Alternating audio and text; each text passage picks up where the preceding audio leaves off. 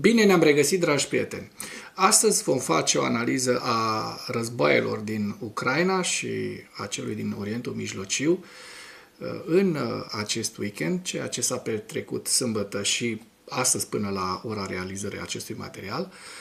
Dar înainte de acest lucru vreau să-mi exprim două puncte de vedere. Unu, faptul că, din păcate, din ceea ce văd, Donald Trump și administrația Trump și-au dat seama că nu pot rezolva chiar așa de ușor situația din Orientul Mijlociu, războiul cu Iranul, și au trimis al treilea portavion nuclear american în sprijinul armatei americane, în momentul în care ieri au sosit cei șase soldați americani repatriați morți, primele victime ale acestui război. Iată că războiul face victime și de o parte și de cealaltă. Americanii nu sunt nici ei imuni la asemenea lucruri. Cu siguranță și statul Israel are pierderi. Nu spun că acest atac împotriva Iranului nu trebuia să aibă loc. Spun doar că ei, americanii și iranienii, trebuiau să se rezume doar la lovituri asupra fabricilor de muniții, a rachetelor și a dronelor iraniene și, bineînțeles, asupra siturilor nucleare, dar nu trebuia să lovească conducerea Iranului, pentru că, iată, în Iran este în momentul de față o debandadă totală. Fiecare general, fiecare șef sau șefuți mai micuți de pe acolo trage cu rachete și cu drone Shahed în vecini. Astăzi a avut loc o nouă lovitură după ce ieri iranienii au lovit aeroportul din Dubai și mai multe obiective. Astăzi au lovit din nou Emiratele Arabe Unite și Kuveitul chiar, aeroportul din Kuveit, cu drone Shahed. De ce spun toate aceste lucruri? Spun pentru că îmi dau seama că Donald Trump și administrația Trump este într-o mare dificultate, într-un mare impas, realizând faptul că iranienii nu o să se predea chiar așa de ușor, așa cum sperau ei să rezolve tot acest război într-o săptămână, în câteva zile, exact ca și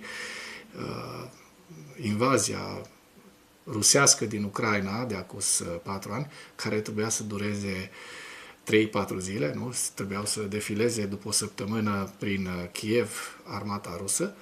Iată că, din păcate, acest război ne duce încet spre această direcție. Nu vreau să fac niște prognoze sau previziuni sumbre, dar din ceea ce văd eu, strâmtoarea Ormuz este blocată. Cei care au de suferit cel mai mult de pe urma acestui război sunt europenii, pentru că, da, și americanilor le crește prețul la combustibil, dar americanii au producție internă și au rezerve interne, în timp ce europenii sunt foarte vulnerabili în acest moment, nu avem nici producție internă, nici rezerve care să acopere între consumul. Așa că acest război ne afectează cel mai mult pe noi, europenii. Nu știu cât o să țină, dar văd că în continuare nu au trecut vase încărcate cu carburanți, cu combustibili din zona Golfului Persic, decât spre China și India. Din ce am observat până acum, dacă dețin informații greșite, vă rog în comentarii să mă corectați. De asemenea, mi se pare că acest război, din păcate, este ca și pierdut pentru Statele Unite ale Americii, nu pierdut în sensul militar, ci pierdut în sensul de imagine și pierdut mai ales pentru administrația Trump, care, iată, a mai bombardat azi noapte masiv, a bombardat masiv Iranul împreună cu armata israeliană și dacă ar fi să caracterizăm acest weekend însângerat, acest weekend de război din Golful Persic, ar fi și din Ucraina, ar fi faptul că se aseamănă două lucruri. Atât ucrainenii, care, așa cum veți vedea, au reușit să lovească noi rafinării rusești și noi depozite imense de petrol rusești, cât și israelienii și americanii au reușit să lovească combustibili, au reușit să lovească depozite și rafinării de petrol din Iran. Lucru care nu este bun pentru bursa petrolului, care veți vedea o valoare asta în continuare în săptămâna care va veni. Așadar, nu sunt singurul care susține acest lucru. Donald Trump a pierdut războiul din Iran, pentru că din acest moment va exista o foarte mare, cum să spun, nu ură, dar vor exista resentimente foarte mari ale europenilor, văzând că prețurile vor tot crește și văzând că nu vor reuși americanii să deblocheze strâmtoarea Ormuz așa de repede. De-aia au trimis și al treilea portavion.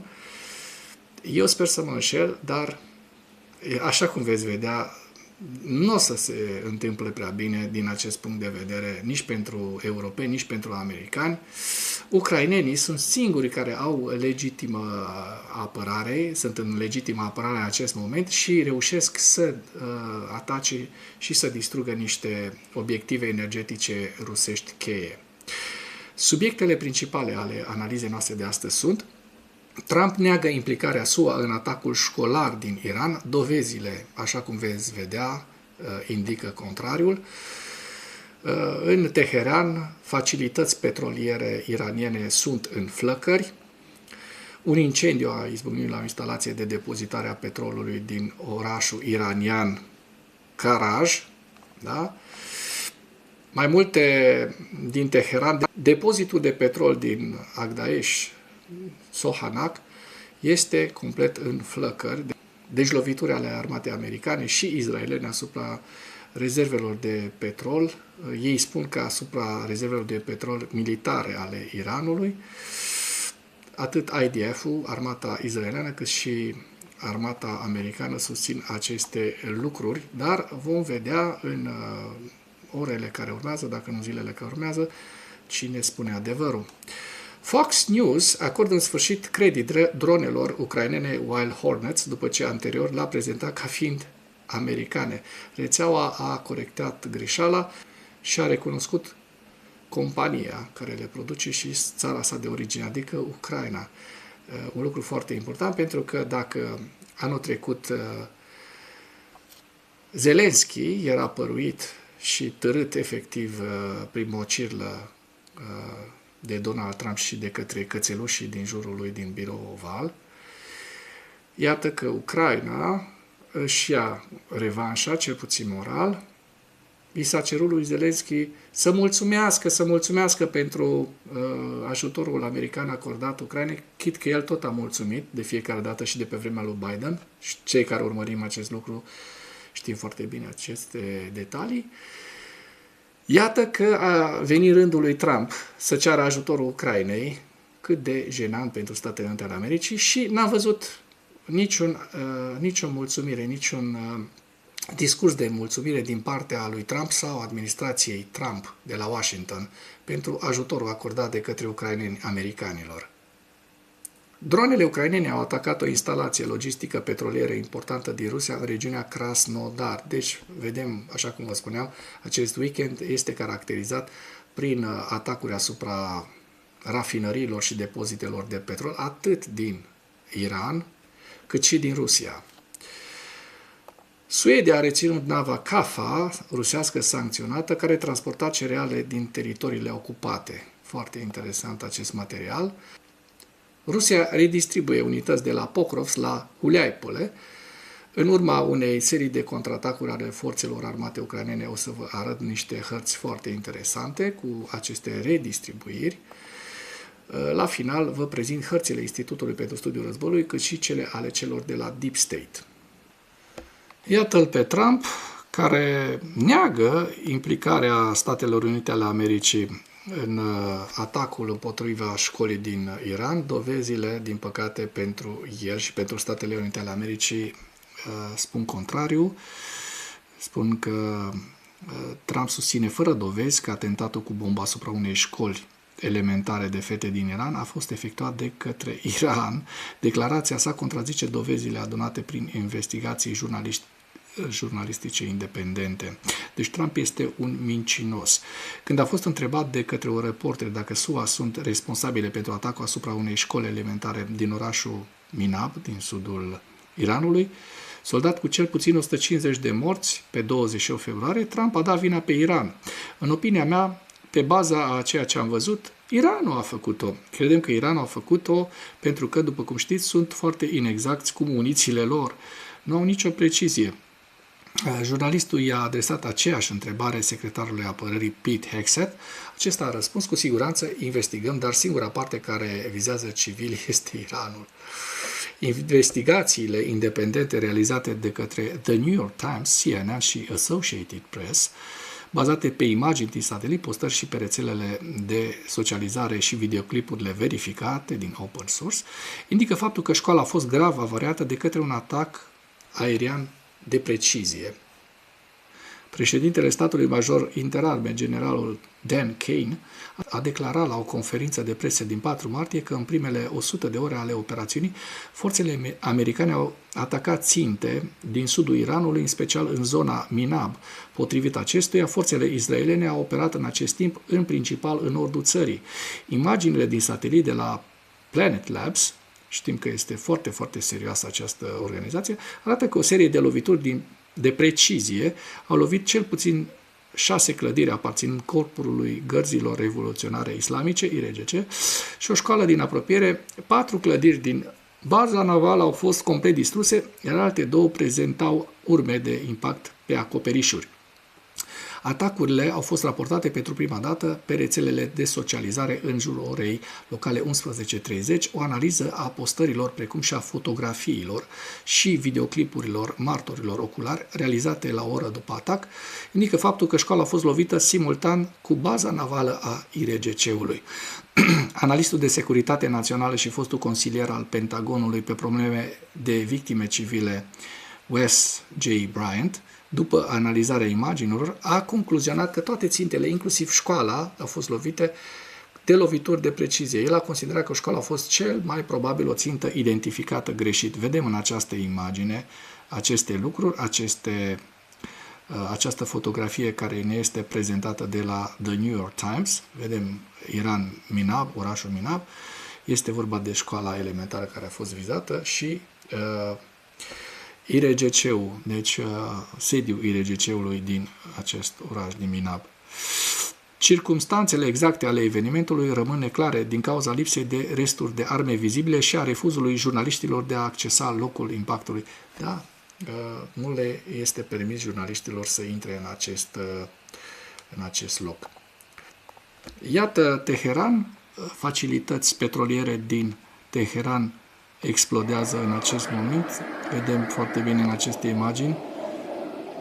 Este un foc imens, un incendiu imens în Teheran, în această zonă. Se vede și de la distanță foarte mare. În urma loviturilor de azi noapte ale armatelor israeliene și americane, se văd mai multe ciuperci de fum și incendii în aceste zone.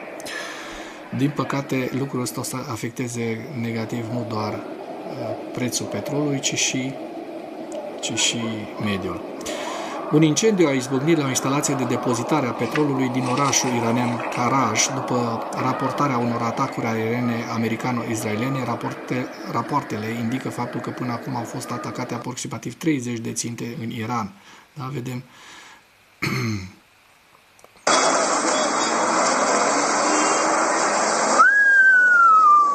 Vedem acest lucru, da? Karajul. Da, iranienii care se uită uimiți la aceste limbi de flăcări însoțite de ciupercile astea imense de fum, zici că e un atac nuclear, Doamne ferește. Din păcate, lucrurile nu arată deloc bine în Iran, nici pentru iranieni, dar nici pentru americani, nici pentru israelieni.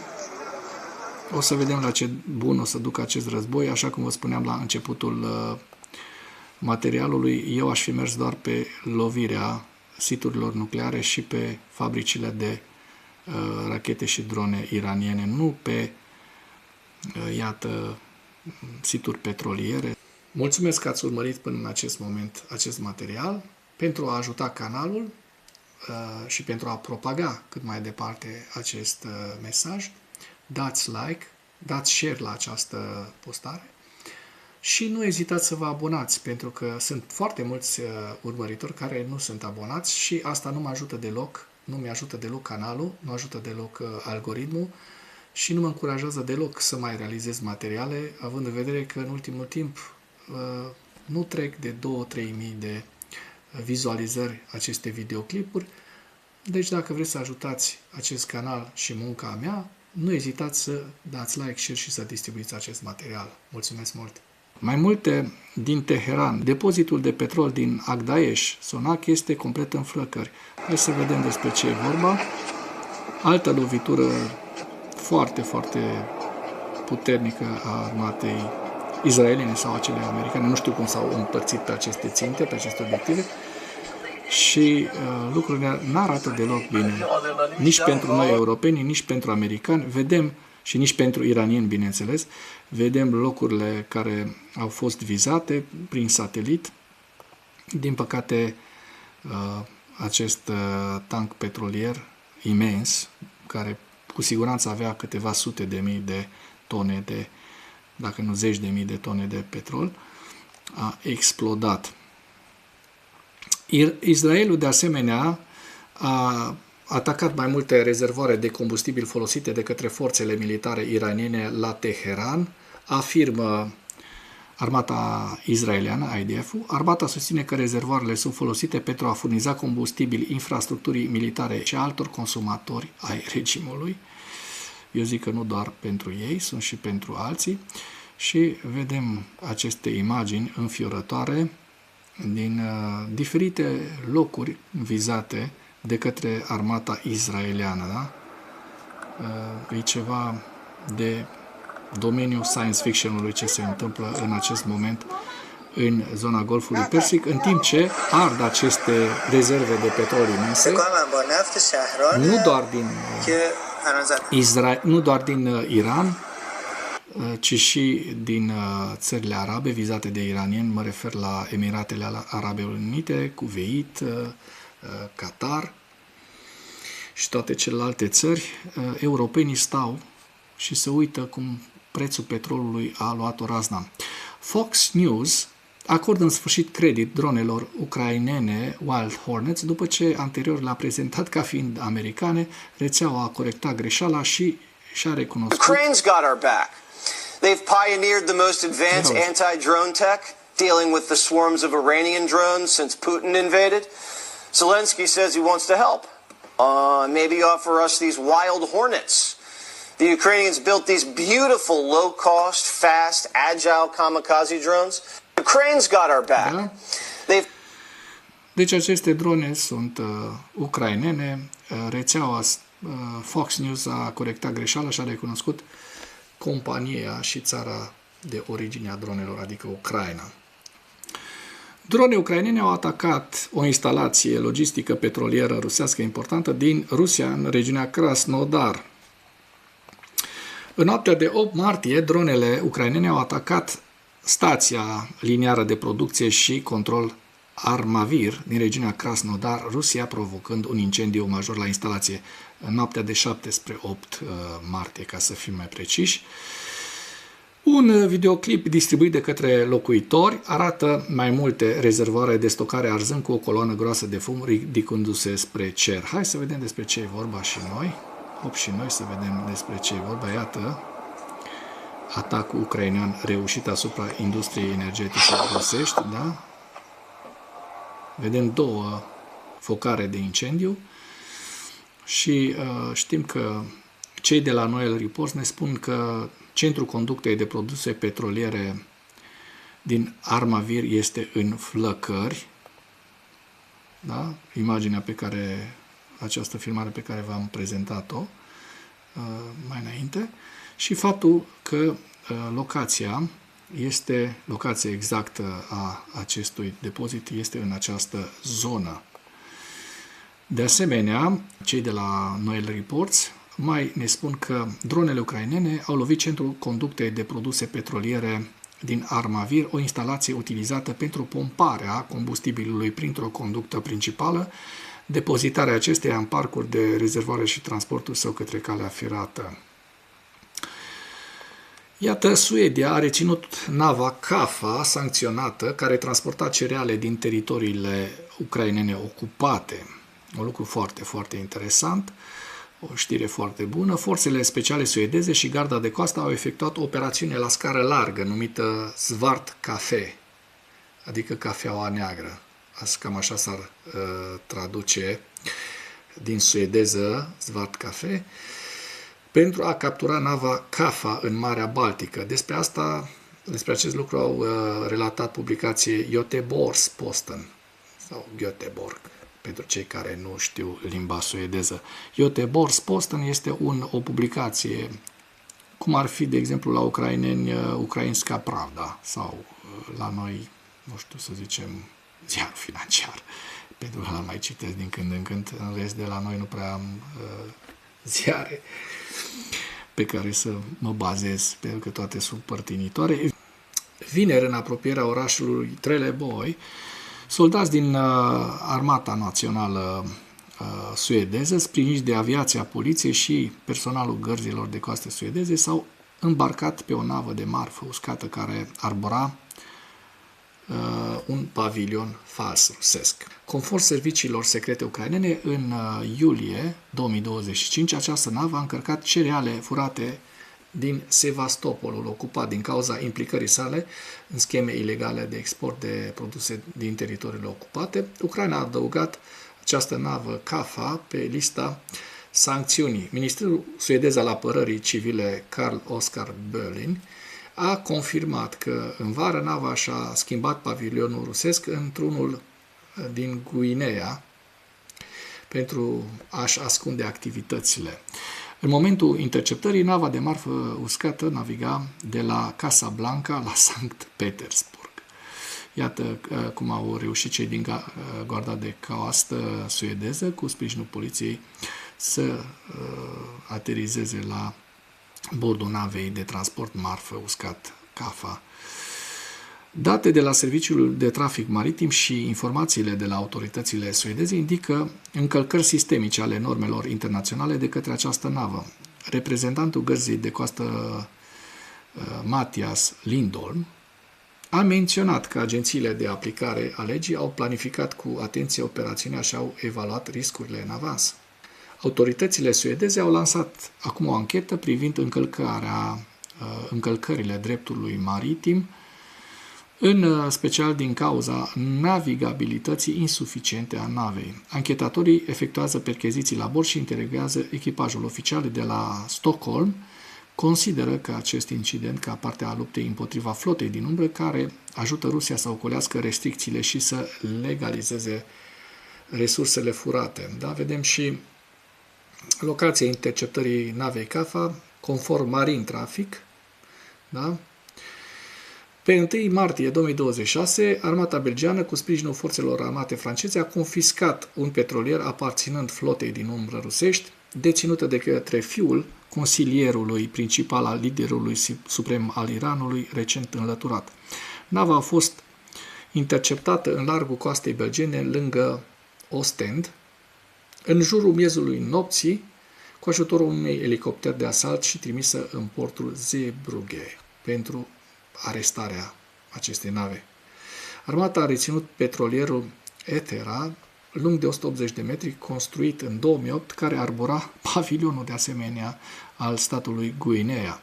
Deci două nave rusești arestate în ultima săptămână, de la începutul lunii martie. Un lucru foarte bun. Rusia a redistribuit unități de la Pokrovsk la Huliaipole în urma unei serii de contraatacuri ale forțelor armate ucrainene. Vedem în această imagine, această hartă, da? Deci unități rusești care se deplasează către Zaporojie spre Huliaipole și vedem în această imagine dinspre Pokrovsk se duc să apere această zonă în care a existat un contraatac ucrainean foarte, foarte important, care a reușit să dea în spate foarte, foarte mult armata rusă. Da? Un lucru foarte, foarte demn de menționat. Comandamentul rus a redistribuit mai multe brigăzi din regiunea Donetsk în zona Huliaipole din Zaporojie. Conform proiectului OSINT, War Unit Observer, care ne prezintă și această hartă, această manevră a fost un răspuns la întărirea frontului de către Ucraina și la o serie de contraatacuri ale forțelor armate ale Ucrainei la sfârșitul lunii ianuarie și începutul lunii februarie 2026. Corpul 68, armată al Districtului Militar de Est al Federației Ruse, care anterior opera în secțiunea Pokrovsk-Dobropilea, a revenit în gruparea Vostok. În prezent, unitățile Corpului de Armată iau cu asalt pozițiile la vest de Huliai-Pole, în special în apropierea satului Hirke. Brigada 40 Marină a apărut și ea pe frontul de sud. Anterior, brigada a suferit pierderi grele în regiunile Donetsk și Sumă. Mișcarea acestei brigăzi de marină a fost înregistrată după demisia comandantului Corpului Pușcașilor Marini, Ahmetov Sultanovici, fost general major, ulterior locotenent general. Vedem confirmarea transferului Corpului 68 de la grupul centrului la grupul de est. Comandamentul militar rus l-a demis pe Ahmetov din funcția de comandant șef al Marinei rusești și toate celelalte detalii le vedeți în aceste imagini. O să vă las și link-uri în comentarii pentru a aprofunda, dacă doriți, acest subiect. Trecem la ziua 1474 a războiului din Ucraina. În ultimele 24 de ore, rușii au pierdut 930 de militari, 5 tancuri, 6 vehicule blindate de luptă, 55 de piese de artilerie, 3 lansatoare de rachete. Ucrainenii reușit de asemenea performanța de a doborî 2558 de drone și 19 rachete de croazieră rusești. Știm foarte bine că ieri a existat un atac masiv al rușilor asupra Kievului, care a inclus și aceste rachete de croazieră rusești.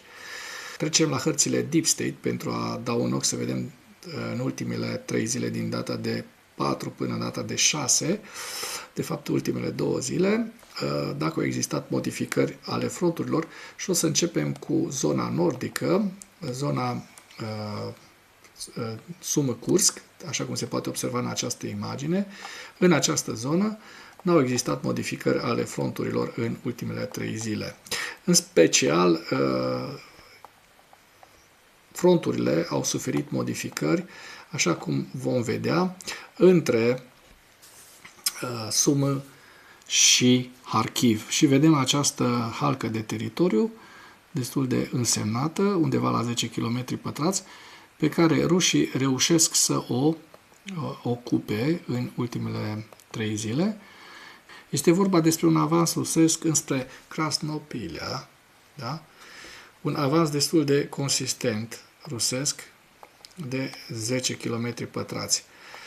Dacă mergem mai la sud, către zona Harkivului, regiunea Harkiv, observăm că n-au existat modificări ale fronturilor în ultimele 3 zile în această zonă. Fronturile au mai cunoscut niște modificări.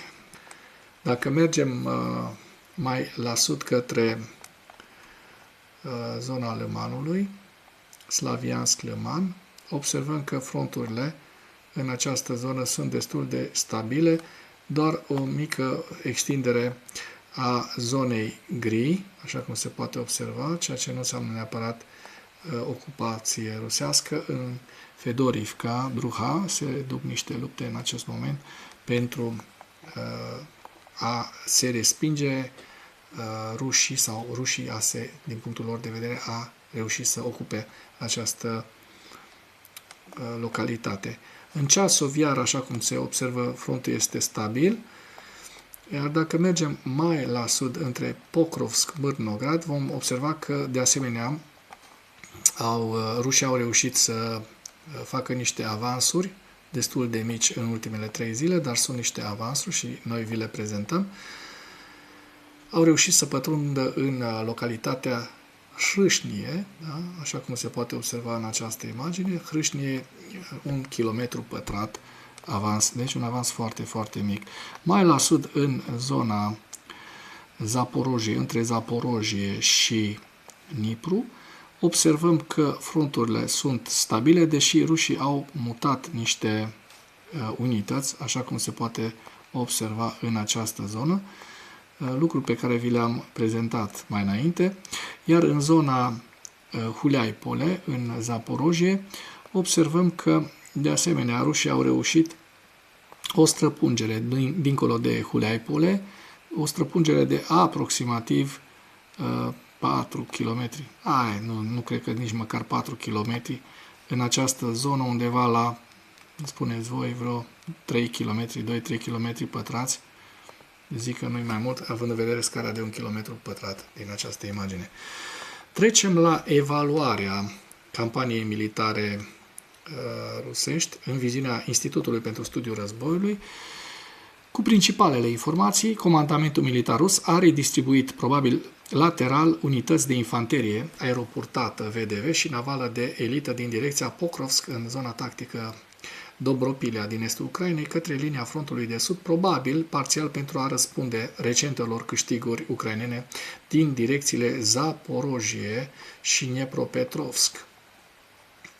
Redistribuirea unor elemente VDV în sudul Ucrainei de către comandamentul militar rus în ianuarie, înainte ca forțele ucrainene să înceapă contraatacul, sugerează că Rusia ar fi putut plănui să continue exploatarea succeselor tactice din direcția Huliai-Pole în primăvara și vara anului 2026. Contraatacurile Ucrainei din februarie 2026 ar fi putut așadar să perturbe planurile Rusiei de a continua explorarea succeselor tactice în regiunea Zaporojiei și de asemenea ar fi putut genera efecte negative pentru anticipata ofensivă din primăvara-vara anului 2026 împotriva centurii de fortărețe a Ucrainei. Redistribuirea trupelor de către comandamentul militar rus din regiunea Donetsk către regiunile Dnepropetrovsk și Zaporojie ilustrează dilemele concurente cu care se confruntă în acest moment comandamentul militar rus în încercarea de a desfășura eforturi ofensive simultane, complicate și mai mult de recentele contraatacuri ucrainene. Forțele rusești au efectuat o serie de atacuri la scară largă cu drone și rachete împotriva Ucrainei noaptea de 6 spre 7 martie. V-am spus despre aceste lucruri, soldate cu victime civile semnificative, mai ales în orașul Kharkiv, unde au folosit rușii rachete hipersonice Zircon, lansate din Crimea ocupată, da? 2 rachete Zircon din Crimea ocupată, 13 rachete balistice Iskander-M din regiunea Briansk, Kursk și Voronezh și 14 rachete de croazieră calibru din Marea Neagră. Da, vedem acest grafic cu atacurile cu drone și rachete rusești înspre Ucraina din perioada 7 martie 2025, 7 martie 2026, făcută de către analiștii Institutului pentru Studiul Războiului. Seria de atacuri rusești din 6-7 martie a conținut în mod notabil o cantitate mai mare de rachete balistice decât include de obicei Rusia în pachetele sale de atacuri regulate. Rusia încearcă probabil să exploateze deficitul de interceptoare Patriot din Ucraina și să profite de conflictul în curs din Orientul Mijlociu. Forțele ucrainene au efectuat un atac cu rachete Attack-MS Scalp asupra unui loc de lansare a dronelor Shahed din Rusia în apropierea orașului Donetsk pe 7 martie. Autoritățile suedeze, așa cum v-am prezentat, au confiscat pe 6 martie un petrolier care ar putea face parte din flota rusească din umbră, Nava Kafa. Forțele ucrainene au avansat recent în apropiere de Borova, spun analiștii Institutului pentru Studiul Războiului, iar la final vă prezint hărțile Institutului cu axa nordică, regiunea Sumă, Kharkiv, Donetsk, centura de fortărețe ucraineană din Donbass, Slaviansk, Kostiantinivka, Druzhivka,